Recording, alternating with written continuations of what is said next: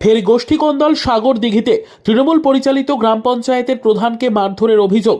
সাগরদিঘি পঞ্চায়েত সমিতির সভাপতি মশিউর রহমানের বিরুদ্ধে।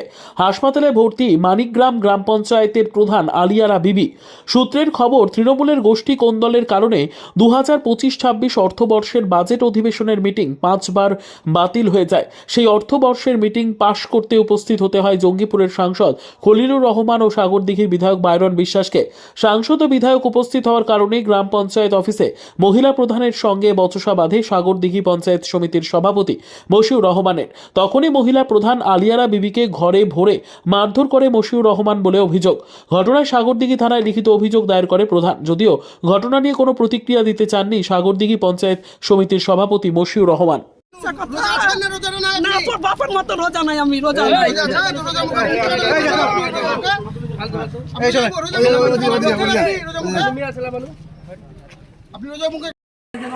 আমার বাজেট ছিল, কোন অঞ্চল? বাজেট পাস ছিল কোন অঞ্চল? মণিগ্রাম অঞ্চল। বাজেট পাস ছিল, দিয়ে এসেছিল এমএলএ এসেছিল, এমপি এসেছিল, বিডিও স্যার ছিলেন।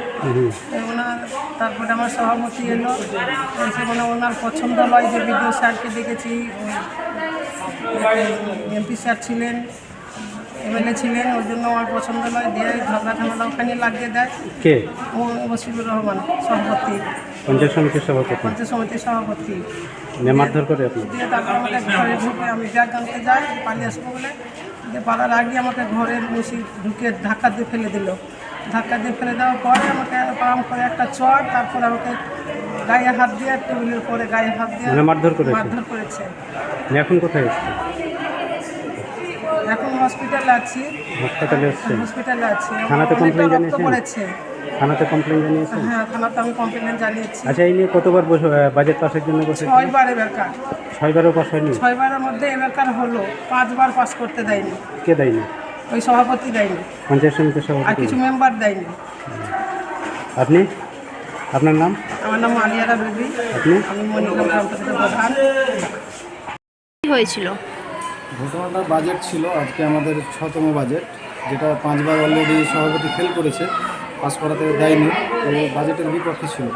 আজকে আমরা এমএলএ এমপি বিডিওকে ডেকে আমরা বাজেটটা পাস করার পরে প্রতিনিয়ত বিডিও এমপি এমএলএ এরা বেরিয়ে আসার পরে আমরাও পঞ্চায়েত থেকে বেরিয়ে আসবো।